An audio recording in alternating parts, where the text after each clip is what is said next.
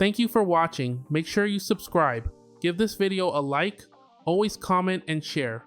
Let's get into it. Indiana Pacers versus Cleveland Cavaliers. For this matchup, I'm siding with the Indiana Pacers plus 13.5. Cleveland comes in winning 10 of their last 15, but they've struggled covering spreads sitting at 5 to 11 ATS and just 1 to 4 ATS in their last 5 as a double-digit favorite. Meanwhile, the underdog has covered 6 of the last 9 in this matchup, and Indiana has also covered 8 of their last 9 on the road against Cleveland. Even though the Pacers have struggled overall this season, the numbers point toward this being too many points to lay with Cleveland in this spot. I'm going with Pascal Siakam over 24.5 points. He's leading the team in scoring at 24.6 points per game, and with multiple key injuries on the Pacers side, his usage stays high. Boston Celtics versus Brooklyn Nets. For this matchup, I'm siding with the Brooklyn Nets plus 14.5. Even though they've struggled record-wise, they've been competitive in spots like this, especially on the road. These two teams just matched up recently, and Brooklyn kept it close deep into the fourth quarter before Boston pulled away late. On the other side, Boston has won 3 straight, but covering a spread this big hasn't been their strength, especially against divisional opponents.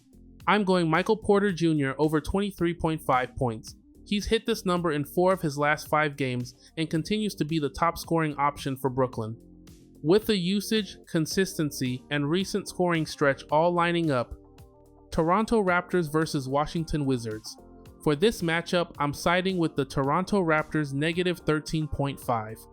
Washington has been one of the coldest teams in the league, losing 18 of their last 20 and struggling defensively, allowing nearly 130 points per game.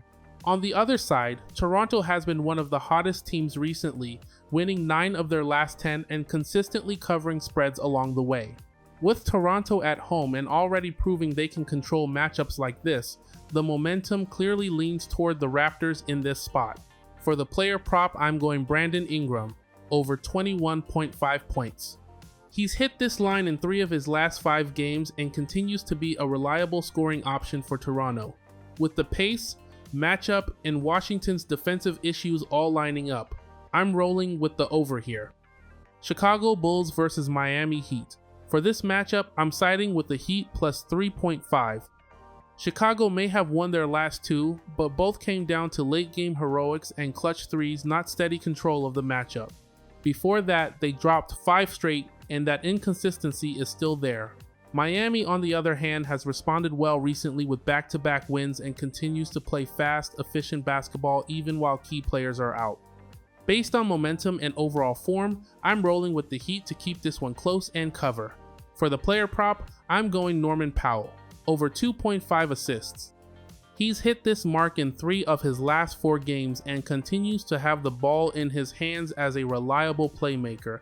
With his usage holding steady and Miami's active pace, the over makes sense here. Dallas Mavericks versus New Orleans Pelicans. For this matchup, I'm siding with the Dallas Mavericks negative 1.5. Both teams are struggling, but Dallas comes into this one with the stronger roster and a better opportunity to bounce back at home. New Orleans is sitting near the bottom of the league and enters this game on a 7-game losing streak. Dallas hasn't been consistent, but this matchup gives them a clear shot to respond against a team dealing with even bigger issues. Based on how both sides are trending, I'm leaning Mavericks to take care of business here. For the player prop, I'm going D'Angelo Russell over 12.5 points. He just dropped 23 points in his last game, and he's hit this line in 3 of his last 5. With injuries around him and increased usage when he's on the floor, this number is too low considering his scoring ability and recent involvement. With the Pelicans struggling defensively, this is a spot where he should comfortably clear that line. Minnesota Timberwolves versus Phoenix Suns. For this matchup, I'm siding with the Minnesota Timberwolves negative 3.5. Minnesota has been playing solid basketball, sitting at 10-5 and coming off an 11-point win where Julius Randle dropped 32 and Naz Reid added 28. They've been consistent on both ends, ranking 8th in scoring at 120.6 points per game and allowing just 114.1 points defensively. Phoenix comes in at 9-6 and has had some strong scoring nights led by Devin Booker, who's averaging 27.8 points per game, but they're also dealing with multiple injuries including Grayson Allen, Jalen Green, and Rasheer Fleming.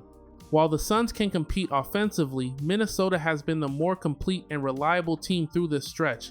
Based on the matchup and the numbers, for the player prop, I'm going Julius Randle over 22.5 points.